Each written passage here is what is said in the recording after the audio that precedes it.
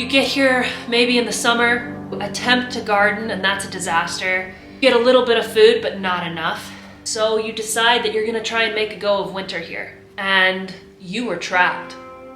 The life of a homesteader out here 3-4 generations ago, when the family first built this house, is a dream we've been chasing. But the last year has taught us the highs, the lows, and the suffering, the lack of glamour in it. So here's what we do differently. It's been almost a year since the rebuilding of this 1800s homestead house finished, and what I thought would be easy has since turned out to be hard. And there's a lot that I would do differently. From a roof that still leaks onto our prized cook stove, to floors that seem to blow air with a vengeance in the dead of winter, to flies that are never ending in summer. This house has unexpected quirks to it. But the flip side of that is the surprise of cooking out here. The joys of that, of connecting with people who also know that experience. We thought the comments section of the videos would be a bloodbath, and that has not proved true. I just want to say a special thank you to all you guys who stuck through these videos, and especially those who leave comments and share stories of their own. It really makes the whole journey fun. Here's the number one surprise though, and it's ridiculous because it shows my modern bias and frankly my arrogance. All work took the whole family, as a team.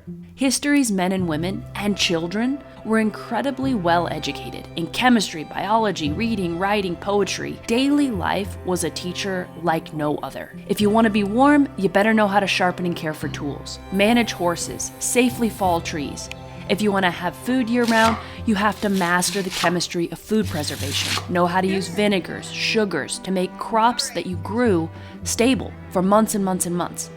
And those crops, holy smokes, that has hit me hard. So George and I came up here, we're checking on the Rouge de Bordeaux. This is an 1800s wheat. So this is the type, the flavor, the digestibility, all of this is straight out of the 1800s. But, and there's a big one here, we got hit pretty hard with the dreaded HAIL. Worrying about the wheat crop all summer long. That is very real. You don't plant your garden or your fields of wheat and then relax or get on with other work. No, you worry. You worry every day, every storm, every week without rainfall, every one with too much rainfall. This is exactly what it was like for homesteaders out here in the 1800s. And it's pretty much the same for us now. Now, how much does this wheat crop matter to us? Is it our full income? Do we live out here in this little historic shack full time? Well, this crop, along with the hay crop, cattle, and the extras we earn along the side, that's it for us this year. This one-room cabin, it may not be where we sleep each night, but it has become a home away from home for our family for the simple reason that it was going to be destroyed if we didn't save it. And so we had to double down and go all in on its life. And yep, there are some things we do differently, starting with the garden. Now, when I read about 1-acre gardens in history, which is about what it takes for your average family, I have a whole new appreciation. You would have to plant your garden beside a creek or some big water source. There is no other way. Trying to do it from the rain barrel like I have is an exhausting task. In fact, you'd likely need to level your garden into some sort of flood irrigation plan, or else you're gonna die trying to water it in an arid climate. Also, animals like cats and dogs are absolutely necessary guardians. They and you need to stand by 24/7 to ensure any garden success. It's far more brutal than I ever expected. And as this year draws to an end, we have 3 pumpkins, a handful of onions, potatoes holding underground, no cabbages, and a lot of vole, gopher, deer, and elk damage to show for all that work. Okay, I immediately tore off some of these rhubarb leaves just so the plant doesn't lose as much water to evaporation, and we'll see if we can keep whatever's left of that root system alive, but it's an uphill battle. Huge learning curve with growing vegetables. Thank heaven we have cattle and wheat and a good supply of hay as cash crops, or else we'd never make it. Robbie is 5th generation here, our kid's 6th, and now it's on us to lease the land from the family and try to make a go of it. Anything we can do to get by, 1, 2, 3 jobs, we do it. And every week we try to put out one episode from here in this 1890s cabin, either cooking or attempting lost pioneer skills. Soap making, sourdough bread, cowboy coffee, 1800s canning with beeswax. You name it, we work at it.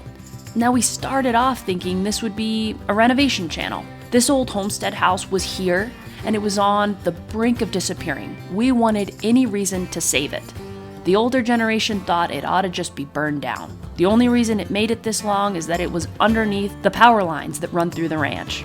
Now, the power lines don't stop here, but that little haphazard fact is what saved this house from disappearing. And Robbie and I were willing to gamble our small bit of extra money and time to save it. So we tried to tell the story of this house as best we could research, but lots of it was lost forever. We know that Uncle Dan, Robbie's great uncle, is the man who homesteaded it, but the real fun started when the stove rolled into this cabin, and on a fluke, we just started cooking out here. The first thing we made was a failed loaf of bread in an oven that scalded the top and left the middle raw. That forced me to call in friends who knew a whole lot more than me to help. These other scraps? Yeah, take them, Goose. Yeah. Susan taught us how to use the stove. We troubleshot drafting problems with Pete, learned about this old technology, and Catherine came out to show me sourdough bread making in cast iron. And we were off. But surprises constantly started popping up. Did you know that snakes like root cellars? And black widows, a native Montana species, also do. I learned that. Watched a snake slither on in straight through a crack in the dry stone foundation.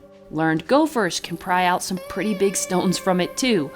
But to my everlasting joy, that same mortarless foundation, that was my favorite part of the rebuilding process, that so many people crowed wouldn't last a month, it would fall apart, what a stupid idea. Well, it has held perfectly stable through the frost heaves and the deep snows of its first winter. Turns out ancient stoneworking knowledge does, in fact, work. No modern concrete needed. But yes, life does get in. The one major building aspect, though, that we all say we failed on was making single-layer board floor. Robbie wanted to make it 2 layers, with boards going one way and then boards laid the other. And I said, goodness, that's just extra work. Leave it. 1 layer is good enough. I like how it looks. Well, here's the lesson I learned the hard way. When you light a wood-burning stove in the room above, it draws oxygen in, so it's pulling air. The stone foundation underneath, with its many small gaps in all the dry stacked stones, allows that air to be sucked up and through every single floorboard gap we have. And as you put your hand over the boards, you will feel the air blowing as strong as a hairdryer. Except it's not warm air, it is very, very cold air. And on a frosty winter night as you try to sleep, oh heavens, is that a cold experience. Even wrapped in sheepskins and bear hides, nights in here are almost unbearable. Now, we don't live out here. This is a place we come to explore history, to learn, to see what it would really be like to have to live this way. Because this type of life, this was not 300 years ago, 500 years ago, 1,000 years ago. This was a few generations ago. And yet we are all so detached today that we've forgotten. And I put myself at the top of the we in that sentence. I thought I understood, but there's so much that I don't understand. And with every recipe and every pioneer skill we attempt, I learn things I did not expect. One such lesson that I learned the hard way is that this house can't hold heat. Now, when I say that, I don't want you to think, oh, it just needs more wood on the fire or a bigger wood stove. No, it can't hold anything in the dead of winter. Those stories of homesteaders living in dugouts is for a reason. The wind that blows out here is sucking out heat at a pace that can't be replaced. Reading through old books and letters, countless people built shacks like this one, and they literally had to leave them in the winter to either rent a room in town or live in an underground hovel. You cannot keep a stick house of this fashion warm. The technology of the day just didn't allow for it. Negative 40 degrees Fahrenheit and windy, blowing, drifting snow, that was a reality. Back east, they didn't really have anything quite like that. The Wild West was a new place, and it demanded different architecture. A log cabin, however, a log cabin does stay warm. You all who watch our videos know that I spent nearly all of my 20s living alone, off-grid, no electricity, hiking in during the winter, and I did it in a log cabin built in the 1860s. Now, I thought I understood pretty well how to keep warm. If the wood stove's going, a log house holds heat. The logs act as a sort of heat storage vessel. They absorb and slowly release that warmth. A stick house does none of that. And believe me, you suffer. There are ways to fix it. And of course, people in history did this. You put up tar paper to stop the blowing. You put up multiple layers of wood, lots of thick rugs on the floor, or even thrashes of wheat and herbs. You put them down on the floor to stop it. So there are ways that help. But the difference between a stick house and a log cabin is incredibly broad. Same size, same shape, you're gonna have a whole different experience. So the little log cabin in the wild that we picture from back in history, it really was a brilliant bit of architecture. It was the epitome of function. The downside of this house is its stick-built nature, but that's what was here. And so when we rebuilt this place, that's what we created. The north wall is literally the exact same wall. We tipped it down, tipped it back up at the end of reconstruction, it's the same. But all the other walls, we had to rebuild them bit by bit, and we did so exactly to the same specs, materials, proportions as was done in the 1880s. So yeah, we could have added onto it, changed elements of it to make it more functional, but that wasn't the goal of the project. I wanted to experience what people in history experienced, and that lesson has been the best of all. Because as much in the modern world as we think we could do it better, or we think we could do it differently, actually trying to do it the way people from history did it teaches you so much more. So the single layer floorboards were a mistake. The wood stove flashing on the roof, not good enough.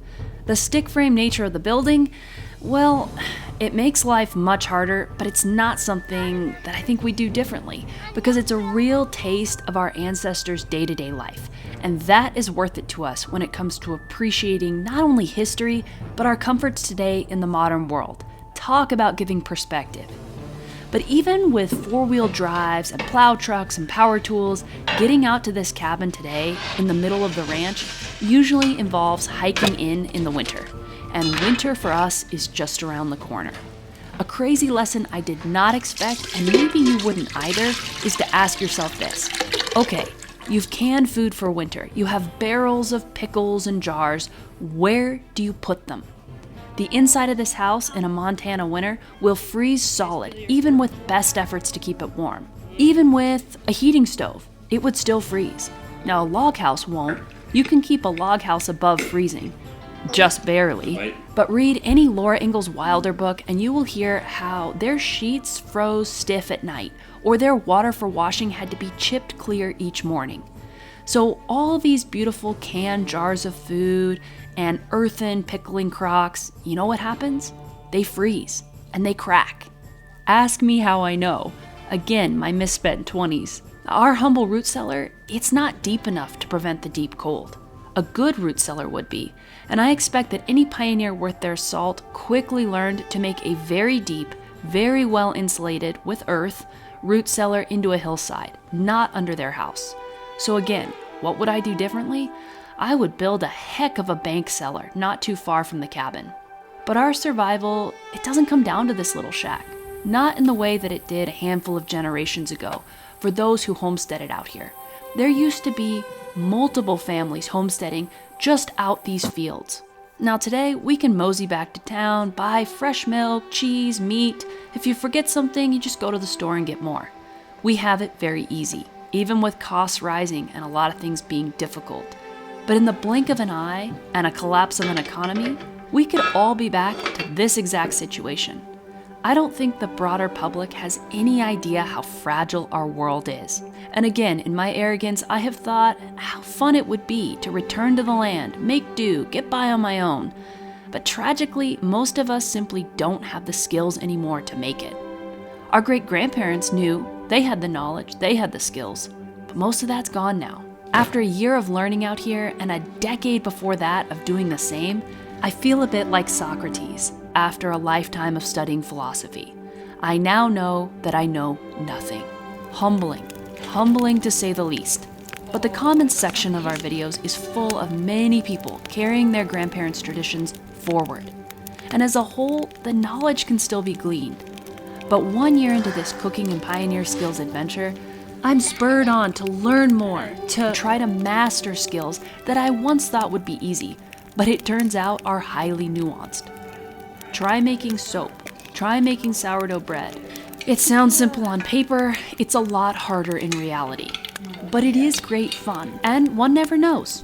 This knowledge may well prove needed in years to come.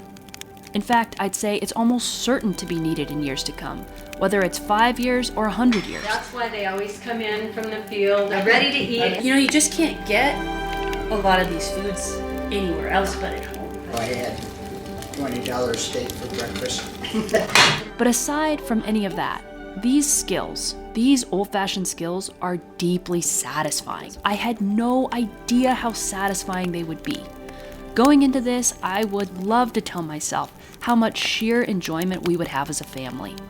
Hardship, yes, but the kids no doubt are going to appreciate the comforts of the world today infinitely more, having shivered through cold cabin sleeps and wood-fired meals. But it's not misery out here, it's not pure hard work. This is the life I believe we were all made for. And not so long ago, 80-90% of us, we lived on the land. We worked as families. This is not dead. AI and industrialization, they haven't killed it yet.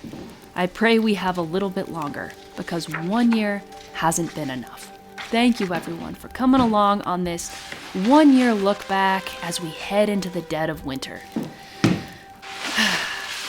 I have flies to clean up and a lot of canned goods to tuck away from the freeze. But I hope you'll join us as we cook in the cabin next week.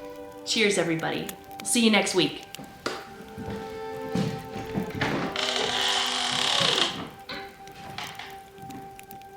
Can we listen to the story of Sam McGee? Oh, that's a good one. That's one of my favorites. There are strange things done neath the midnight sun by the men who moil for gold. And the Arctic trails have their secret tales that would make your blood run cold. The northern lights have seen queer sights. The queerest they ever did see was that night on the marge of Lake Labarge, I cremated Sam McGee. And you tell the whole poem? Okay.